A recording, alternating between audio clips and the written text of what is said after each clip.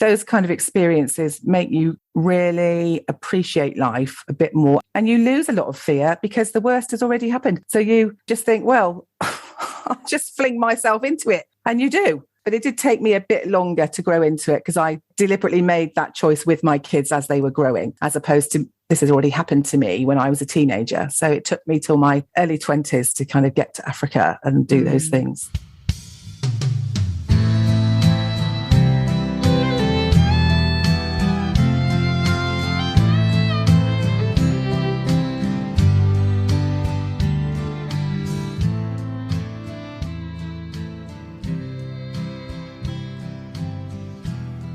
Hello and welcome to Head Right Out.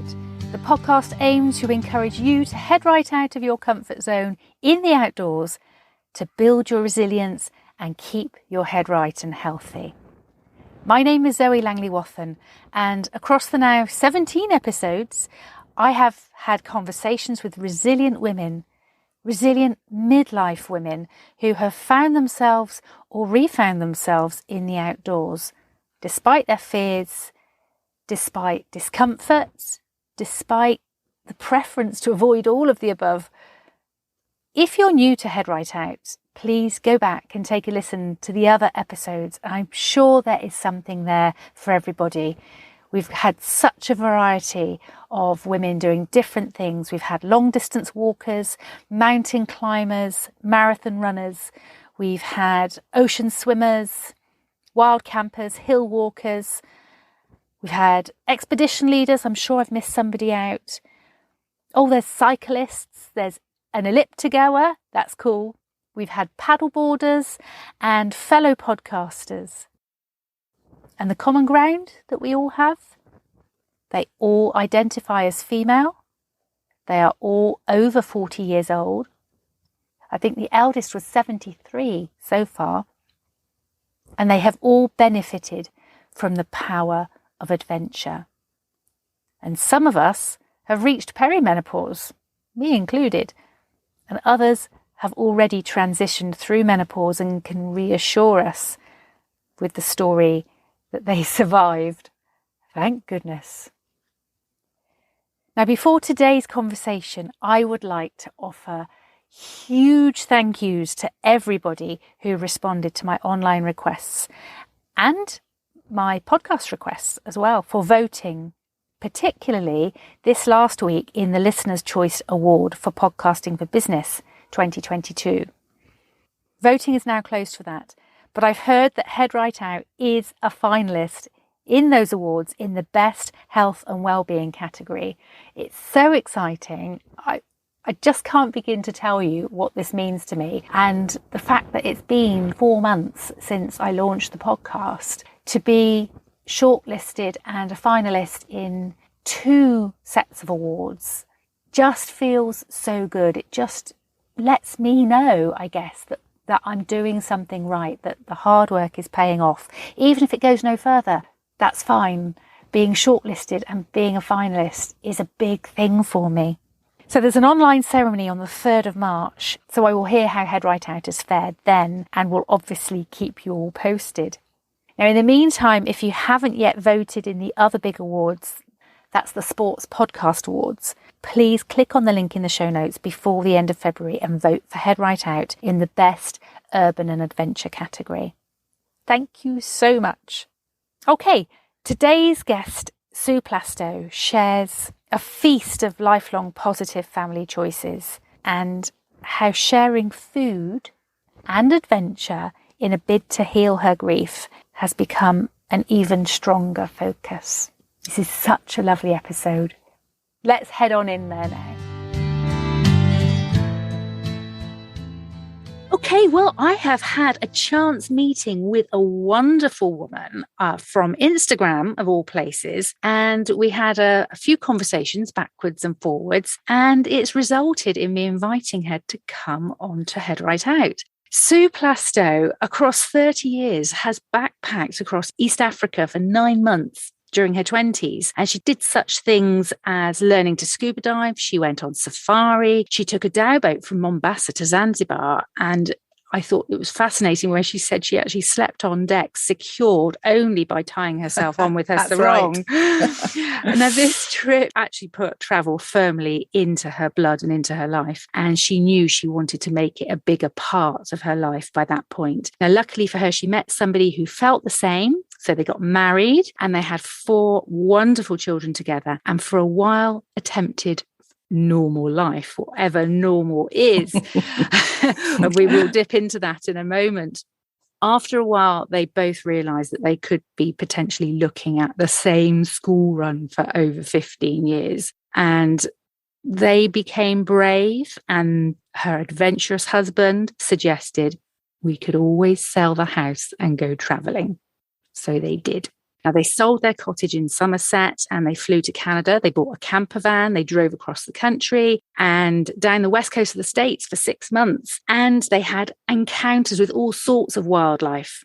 Bears, I believe, elk, moose, raccoon, all the usual suspects of the North American wildlife. And their children loved being homeschooled. So we are going to have a chat with Sue and find out more about her adventurous life and where it's led her to now.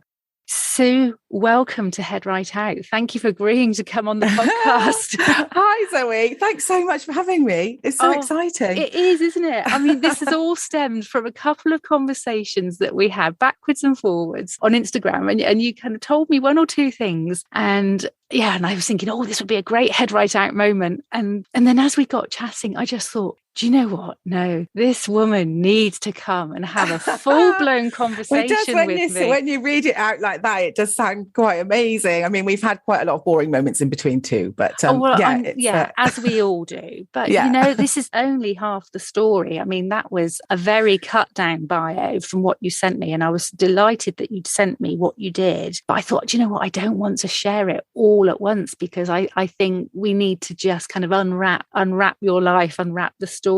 Yeah. So it sounds like you have led a very adventurous life so far. What fears or reservations did you have in the beginning about adventuring with your family? Because I know for a lot of women, that is quite a big thing. They'd love to get out there. And men actually as well, that lose that capacity to adventure, or they feel like they've lost that capacity to adventure because they've got a family. So what fears or reservations did you have at that point?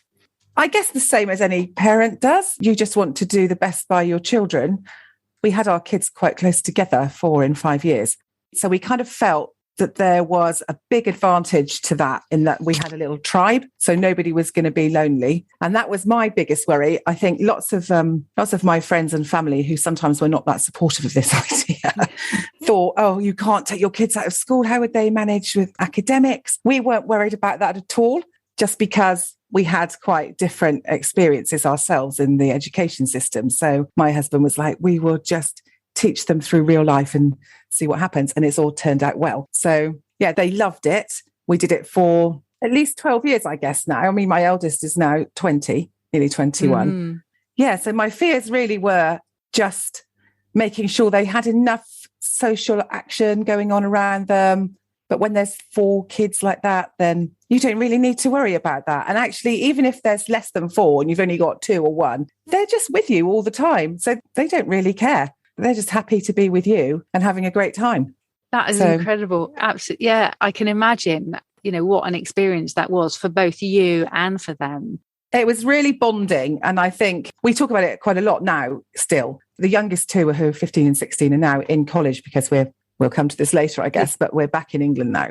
And they have said that they feel that their whole life leading up to this point has given them such an insight into different cultures, a big amount of empathy with other people, a different way of seeing the world, because they've not seen it in a linear way like you can often be sucked into in a conventional education system. So they see things in a different way, and it's given them time to be and discover who they really are without any external influences. I mean, that's the key thing. They had a lot of time just to be, and that really grounded them, I think, and created quite a lot of magic in their lives. And that being in their moments of being, was that inside, outside? Were they able to roam wherever you were?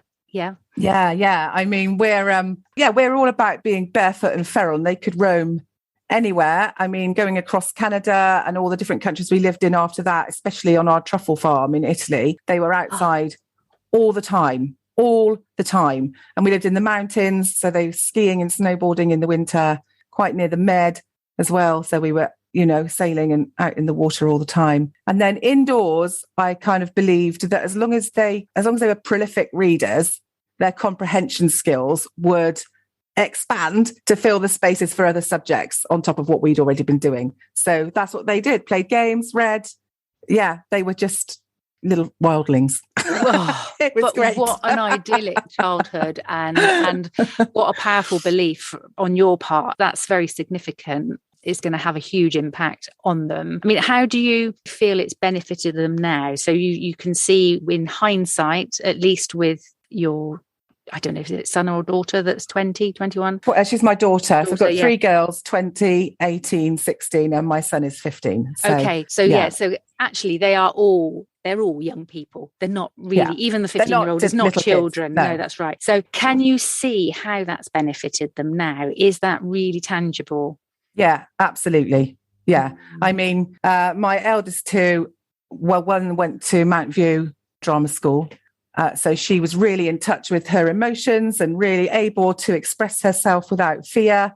One works with horses. So that's kind of gone out into the outdoors still. She's very gung-ho and fearless. Number 3 is very academic, but was also in Team GB snowboard development, which would not have happened without us living the life that we lived when we could go snowboarding at will and in our front garden, which I appreciate is very lucky. Wow. And my son's 15 and is into all sorts. So, yeah, and they're just very sure of who they are and strong in their convictions. And I think I mentioned before, they're very empathetic young people, which is, all you can ask for, really, isn't it? Totally. Yeah. That's definitely, as a parent, what you wish for your children. So they've built confidence, they've built resilience. Yeah. They know who they are. How does this differ from you when you were growing up? Do you feel like you've always been a resilient person, an adventurous person, or did you have to kind of grow into that? I feel, I had a lot of resilience. I lost my parents myself when I was a teenager, so I was pretty resilient. But I didn't become adventurous until I was a bit older. Okay. And I think those kind of experiences make you really appreciate life a bit more. And you lose a lot of fear because the worst has already happened. So you just think, well, I'll just fling myself into it. And you do. So, but it did take me a bit longer to grow into it because I deliberately made that choice with my kids as they were growing, as opposed to this has already happened to me when I was a teenager. So it took me till my early 20s to kind of get to Africa and do those things. Wow. Yeah. So just talk me through then, what order you did this in. So did you go to Africa first? Yeah. So I grew up in Gloucestershire, went and lived in London for a bit after I left school, then went to Africa for 9 or 10 months or something, backpacking around East Africa, changed my whole life. Came back, thought, right, I need to be able to figure out a way of doing this. So I went and got my degree, and then I ended up working in domestic violence prevention, went to Russia to do a lot of media campaigns around that, and then thought I just have to keep this traveling. So I worked part-time and traveled part-time. And that's what I did whilst I was at university. And then I met my husband at university, who luckily had the same kind of outlook on life as I did. Yeah. And then off we went. We kind of started normal life, bought a house, had our first baby, and had the rest of them quite soon. And then when my son was 1, sold the house, went to Canada, bought the camper van, drove across the whole country. Sorry, I didn't mean to interrupt there. That's okay. How long were you in the camper van? 6 or 7 months. Wow. With a 1-year-old? With 4 kids, under 5, and a Labrador. Oh, all of them. Oh, all of them. Yeah. that must have been an RV. No, I mean, I'm thinking camper van. It was a big, not really big, 23 foot. Okay. know. So not quite Winnebago, but still big. But you know what? We were so cozy in there because the kids were only, under 6, I think, at that point, all of them. So we had 3 double beds. a shower with a tiny bathtub that you could get 2 children in, which was lovely, and an oven. I mean, what more do you need? Yeah, exactly. That was it. It's simple. Yeah. You learn to pare down to the basics, don't you? And I know that through living on the boat. It's you pare down to basics, you survive with what you need. And actually it's really liberating and refreshing. Very liberating. Yeah, really liberating. And it changes your whole outlook for the rest of your life, actually, I think. I think so. No, I agree. It's in a very positive way. Yeah. So what happened then in terms of cold? Because I mean, Canada, I'm just thinking Canada, will you get snow? Well, it gets very, very, very cold, doesn't it? Quite quickly. And we were a bit like, maybe we should think about doing something else for the winter. And luckily my husband had a job that he could kind of do anywhere. So a job offer came in for Dubai. So off we went and flew to Dubai with the kids and lived there for 18 months. And did like desert drumming on these gorgeous camps with the kids and sandboarding. And tell me about desert drumming. What's desert drumming? That was amazing. That was a New Year's Eve. There was a big, beautiful kind of Bedouin style camp set up in the desert, and we all went out in our 4x4s, and there were like 200 little djembe drums, and we sat around this big fire, all of us, with this woman. She was amazing. She was leading this drumming session, and you were supposed to be drumming out the old year and, getting out your negativity and all. And it was so powerful, so powerful. My children still remember that. And then we slept in the tents overnight. And the next morning, I mean, somebody said, make sure you take a sleeping bag because it does get very cold in the desert, and never been in a desert. I thought, it can't be that bad. It was. So we were all up really, really early as soon as the sun came up. Yeah, had breakfast around this big campfire, sandboarded down the dunes for the day. It was just magical. Oh, that sounds wicked. So sandboarding is just like snowboarding, I'm assuming. And I don't snowboard or sandboard, so I say we, I mean the children. So yes, but yeah, I mean you were chief photographer, weren't you? I was. That was my role. Yeah, cheering on. Yeah. Oh my gosh, what memories! That is incredible, and I can imagine that. As you say, they're talking about it now, but they'll be talking about it with their children and their grandchildren. I hope so. Yeah. Oh, amazing. So talk us through then the personal circumstances that have changed your current home location. So you've gone around the world in various different places. Have I skipped across anything from Dubai? Yeah. Did you? Oh, I have, haven't I? Yes. From Dubai, we had the GFC, the global financial crisis, and we had to leave, but that was okay. We came home for a bit, and then things settled down. We carried on traveling. So for the next 10 years, I guess, we lived in different places like Australia, Malaysia, south of France, Switzerland. And in that, when we lived in Dubai, we had bought this house in Italy. So we lived there often when we weren't anywhere else, if that makes any sense. And then we were happily last year and the year before living in Switzerland and commuting between there and our house in Italy. And then in January last year, my husband died. Very suddenly and out of the blue. And our whole life just caved in, as you, I'm sure, can imagine. So life falls apart. We had to think really quickly because it was the beginning of a lockdown. The travel corridors were shutting. I didn't want to stay in Italy because we live in the mountains in quite a remote place. And my eldest daughter was in London then at theatre school. So we had to come home and find somewhere to live and rebuild. And this is where I am at the moment. So it's a year, not even a year next, in the first week of January. And we're digging deep. We're digging deep into the amazing bank of memories that my husband gave us. And we are rebuilding and, That's tough. Yeah. I can empathise with that up to a point. That I haven't been in a position where I've lost a partner like that.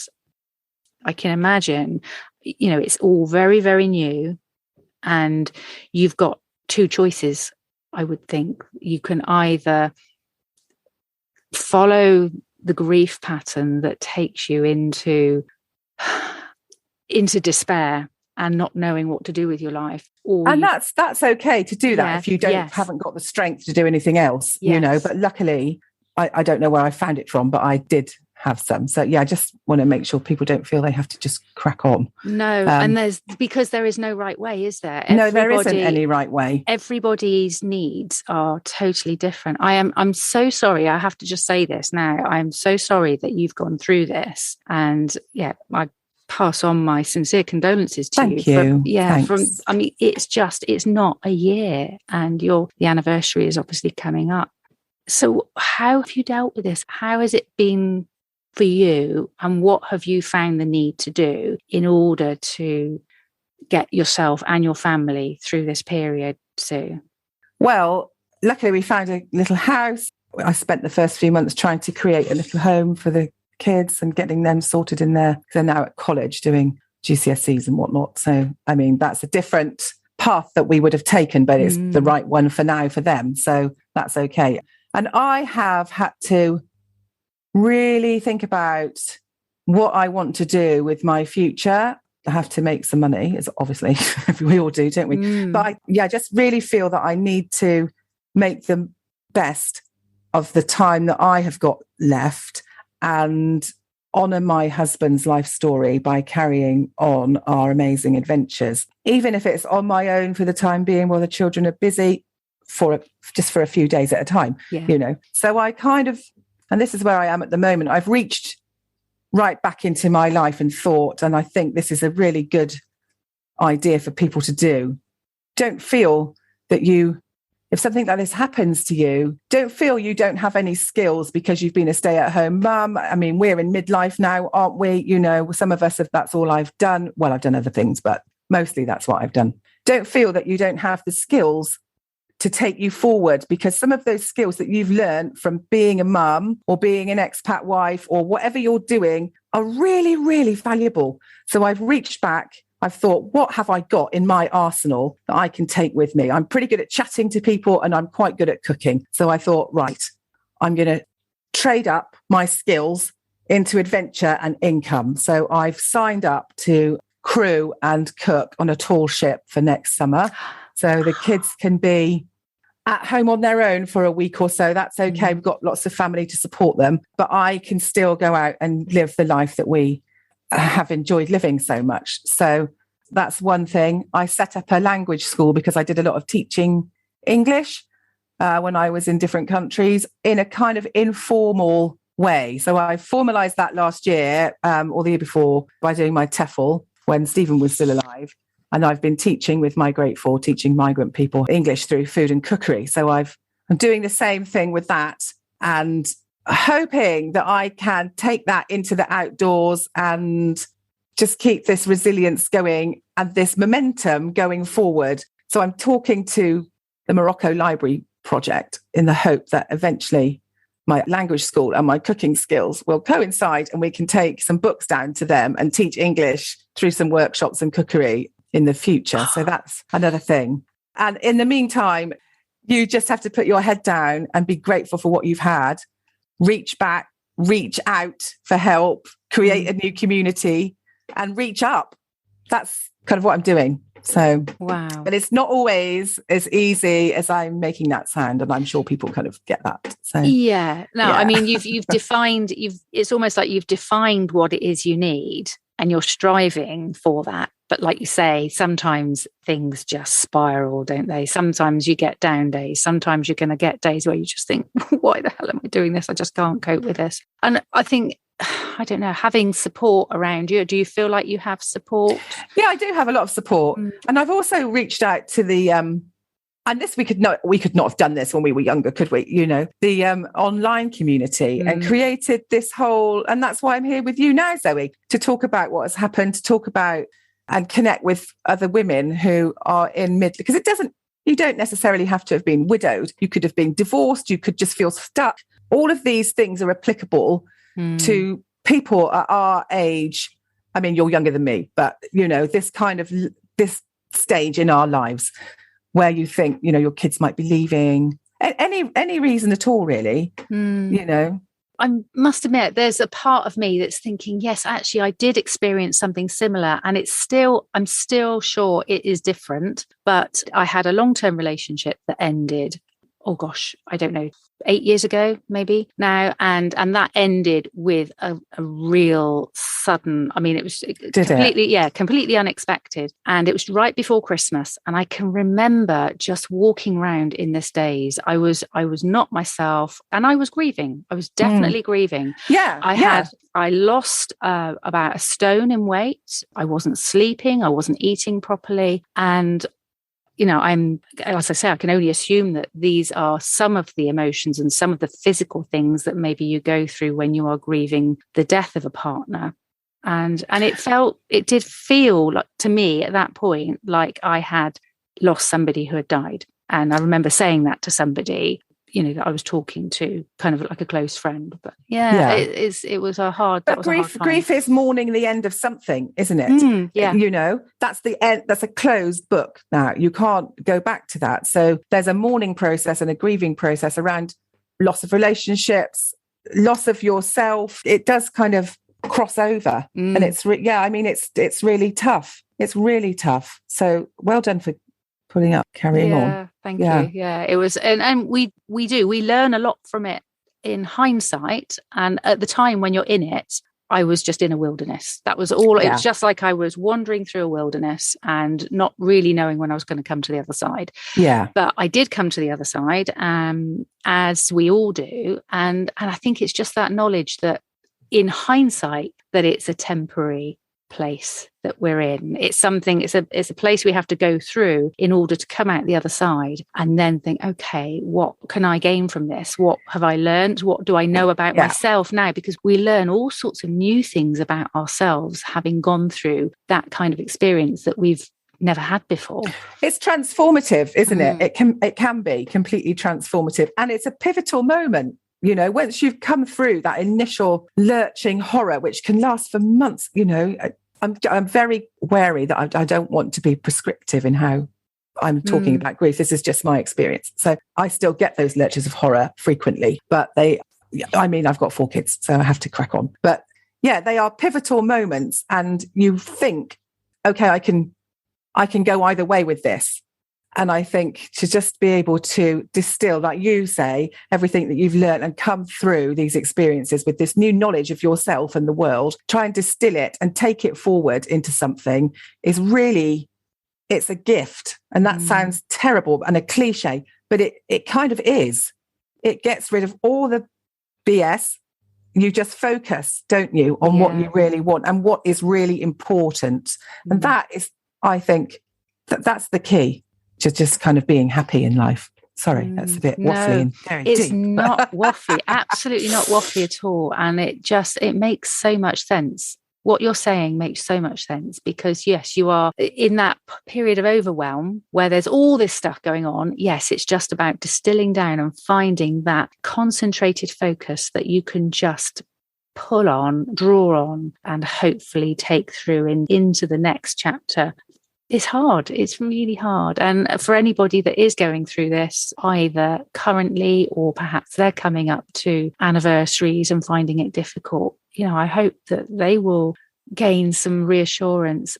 Yeah, just knowledge that they're not alone. You're not alone, people. There's other people going through it, and you can always reach out. And because it's really difficult. But there are not positives, but there are glimmers. Yes. Out of every adversity comes a benefit to an equal or greater degree.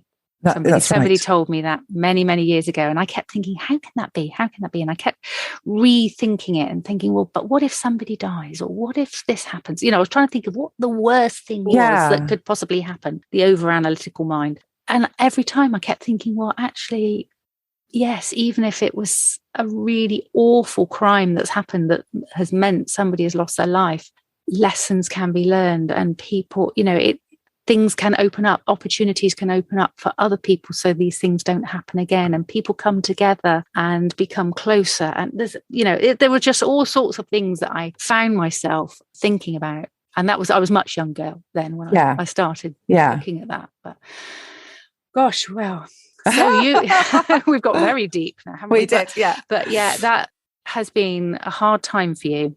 But you have found the power of the outdoors and the power of food, the way food can communicate.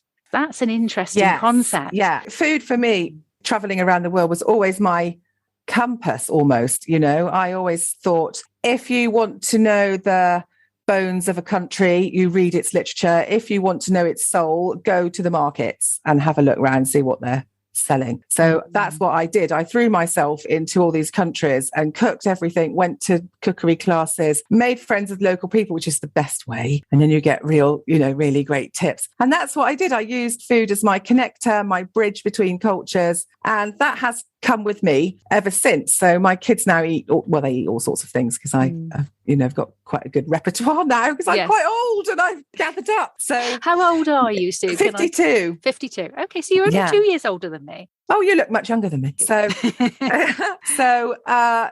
that's food is a huge thing. And what I'm really interested in is thinking about how people transform their life through it and how to get it outdoors and use it as part of that transformative process with the outdoors, because everybody has to eat and nobody really wants to just eat rubbish food on a damp campsite, So, I mean, we love a damp campsite, but you can still make something delicious. You can still, So my whole thought process behind that is to, talk to people who are doing really great outdoor things, talk to them about what makes them tick food-wise and have a podcast about it. Travel adventures with food. So I think that's wonderful. So we're going to mention your podcast in a moment. We can get people to go and listen to that too. Now, you set up a little events kitchen. I did, yeah.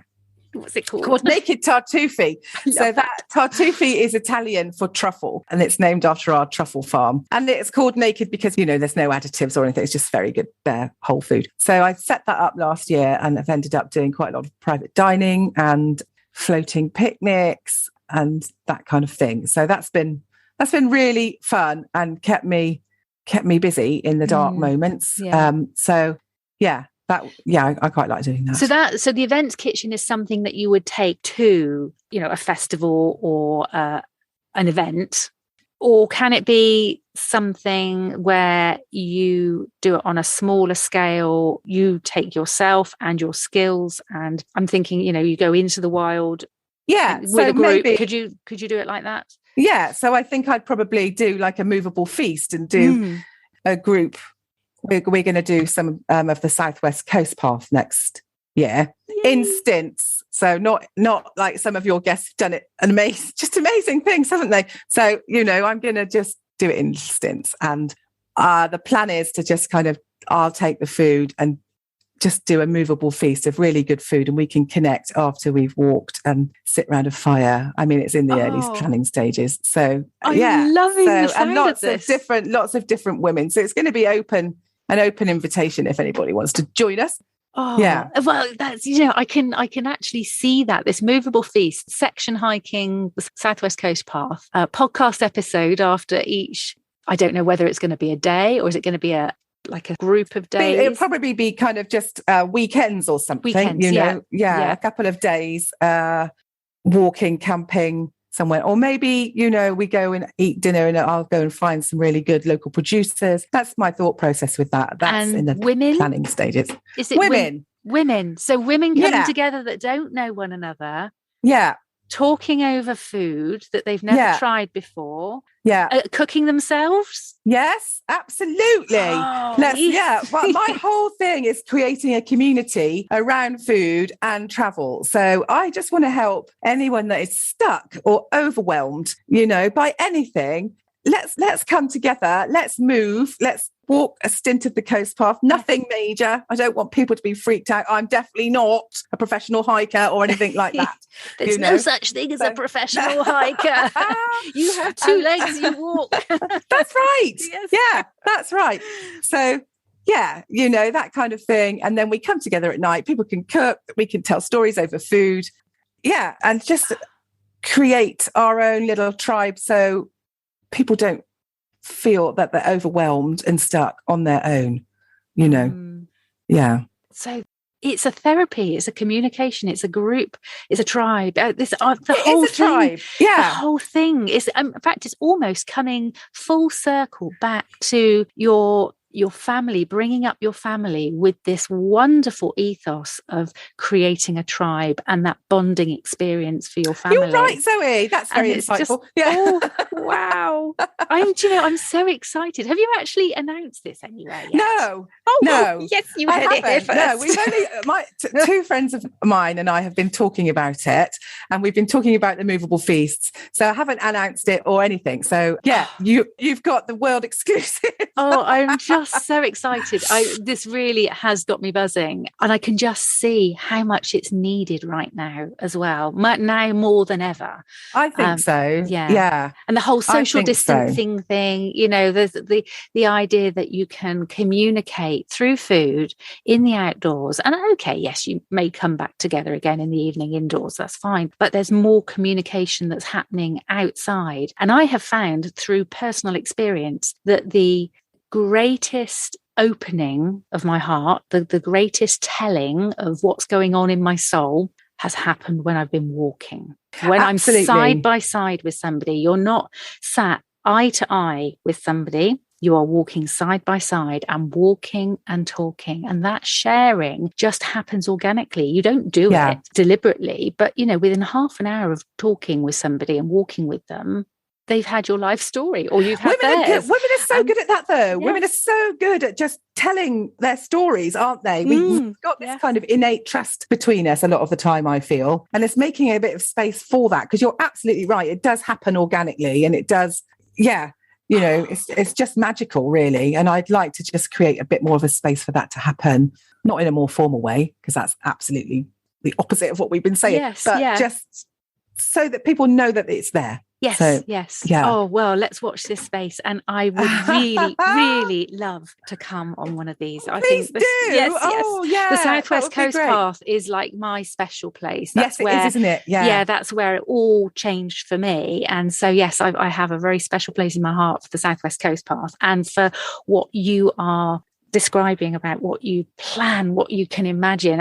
You are obviously a creative mind, and having this creative mind to be able to see this through to fruition is good. Well, I hope so. Yeah, I just feel, the good thing about traveling as much as I have with my husband and kids is that you see that there are a million ways to live a life. We've seen different people in different cultures doing so many different things, and what that does is free you up from any kind of structured thinking, and you must do this and you must do it like that, and there's this path and you must do that. There's a lot of ways to live a life. So what I'd like to do is just make sure there's some space for people to tell their stories about living their lives and feed them very well when they're doing it. So. Well, you are most definitely honouring Stephen's memory to the thank you, Zoe. That's lovely of you to say that. Yeah, thank you. And I think he would be very, very proud of you and of children. So my heart is with you. Thank you, darling. That's lovely. So we're coming to that point in the show. It's coming to the end of the episode, but I am looking to hear a head right out moment. And this is something I ask every guest. Do you have a moment in your past, and it can be your immediate past or it can be way back, if you like, something where you feel like you really stepped out of your comfort zone in the outdoors, actually might not even be in the outdoors, sometimes it is, but where you've stepped out of your comfort zone and you've thought, I really, really can't do this, but then you've done it and you've benefited as a result? Oh my gosh, there's so many, because when you've got 4 children, you end up doing things that you don't really want to do, but you've got to do it because, So, drive. Does it count if you're driving through icy mountains? Yes, you used to look at the mountains from our house and think, if I want my children to learn to ski and snowboard, I'm going to have to drive up there, because my husband was away quite often. And I've never been so frightened in my life, but I did it. And then in the end, I ended up zooming all over Europe, taking my kids to snowboard tournaments and things. So it's just having that. I always feel like the thought of something is far worse than actually doing it, isn't it? Yes. You can build yourself up into a funk and think, but you just got to do it. And then you think, well, What was I so worried about? What was the fuss about? Oh, yeah, I love your attitude. It is being brave. And just making that first step, or, just getting in your car. That's a bit of a whip out. Sorry about that. Well, no, it's not. But my arms are absolutely prickling because I know what that feels like to be up in the mountains and to have to feel like you've got to drive, or to think, even just not me driving, but being in a vehicle. And there's a steep blizzard, or steep drop, or it's icy conditions, and it's like, how am I going to do this? But no, gosh, go you. This, I'm just an ordinary person that's just done some fun things, and I feel like I just want to tell people that you can do it. If I can do it, anybody can do it. Well, and this is why this space that you've created is so great. So thanks so much for inviting me and opening it up for other people. It's just great. Thank you. Thank you, Sue. Well, I think the fact that you have your own podcast and you have created that space to share your infectious enthusiasm for life, I think is wonderful. And food. Sorry, I've just got to add that in there. So where can people find you on the sound waves, and where can they find you on the socials? So you can find me. I'm a big Instagram fan. I'm on Instagram as Naked Tartuffe, and I think it comes up as Eat Yourself Alive, because that's going to be my handle for the food stuff. You can find me on Instagram on that, or Facebook. I am on with my language school, English Language Food School, if anybody's interested in learning English through food. That's it, really. You can find my podcast on Spotify, Apple, all the normal places. Yeah.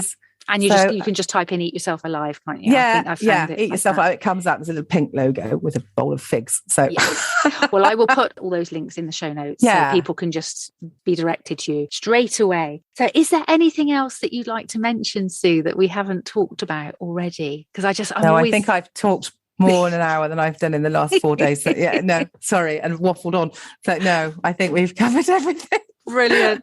Oh, well, Sue Plastow, thank you so much for coming on Head Right Out. This has been a delight. I am so pleased that I just grabbed that opportunity when we got chatting to bring you on. It was so random. Gosh, okay, great. Yes, that's the planets were just in line and then collided. It was wonderful. Thank you so much for having me. I've just loved it. Thanks.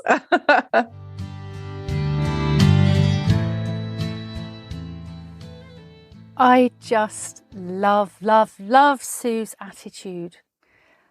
The way she and Stephen brought up their children, their wildlings, as she called them.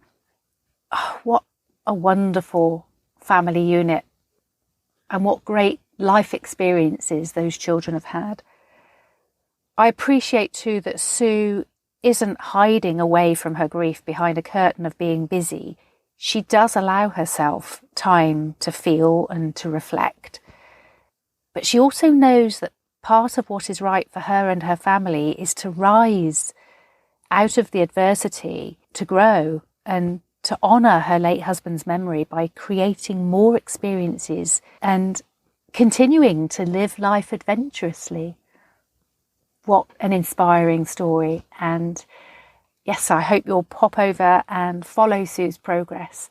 I'm so excited about the concept of the movable feast. I think that is going to be an absolute winner. And I've listened to all of her podcast episodes that she has up so far on Eat Yourself Alive. And I'm looking forward to listening to more episodes as they land. Okay, so this week's Head Right Out moment is something a little bit different. I was going to use one of the moments that had been sent in by somebody, but Facebook Memories popped up a few days ago and reminded me of something that happened 2 years ago. And I just felt I wanted to share this with you. So it's the moment from me, from my Facebook memories. And it's basically 2 days I've blended into one. It was exactly 2 years ago when Mike and I were on our trip of a lifetime to New York. We were so lucky. This all happened just before the pandemic. We were there for January, a little bit of January, a little bit of February. And obviously we all know what happened in March of 2020. So here's my Head Right Out moment. Day 94 of my 100 Scary Days, and also day 1 of February. We ascended just 2.5 miles up the trail path towards the fire tower atop Mount Tremper, New York. Just half a mile from the summit, however, we called it a day. Neither Mike or I are ever happy at turning back before a challenge has been seen through to the end, but we had to make a call, and on this occasion, it was the right one. We had no spikes with us, and the solid ice on the trail was not safe for us to continue. Walking through the stretches of ice that we did attempt certainly put me through my paces and was a good start to a February of facing my fears. This time last week, I was sat in one of the best seats in the Metropolitan Opera House in New York with my best friend. Today, we hiked up a mountain, sort of. We'd have reached the summit and climbed the fire tower. Eek! That would have been so high. If only we had prepared our footwear for ice. The Met and the Mount. So far removed from one another, least of all the dress code. No bow ties and glamorous numbers up here. Yet both occasions made me happy beyond words. So far removed, and yet so connected. Outside may be my usual happy place, but there's always room for other experiences to add colour and depth to the catalogue of me. Build yourself a catalogue of experiences and draw on them, as and when you need to. Build in enjoyable moments, unexpected events and opportunities to challenge yourself, even if these seem beyond impossible and way out of your comfort zone. These experiences you gift yourself will sit in a special section in your catalogue, and every so often they will serve to remind you of your strength and capability. Hopefully, at those times when you may have forgotten just how much resilience you really do have. Oh, that makes me feel so warm. Just reading it makes me remember how I felt when I was writing it. I remember feeling so inspired to write something. And I never really know what it is I'm going to write in the moment. I have an idea, but it's almost like poetry. It's something that just flows in the moment. And that was one of those. It was flowing in the moment. Well, that's it from me for this week. Come back and listen to Head Right Out again next week, where I'll be talking to Ruth Pickvance. She is an international champion fell runner and now runs a business in the Brecon Beacons where she is encouraging women to, guess what? Head out of their comfort zone, in the outdoors, appreciate the outdoors, try new things like fell running, like mountain biking. It's all the things that I've dreamed of for Head Right Out. And she's local. It's a fabulous conversation, so do come back. Thank you for joining me. Please don't forget to go and vote for Head Right Out in the Sports Podcast Awards. That's www.sportspodcastawards.com in the Best Urban and Adventure category. Thank you so much. Have a great week. Head Right Out hugs to you all. Mwah.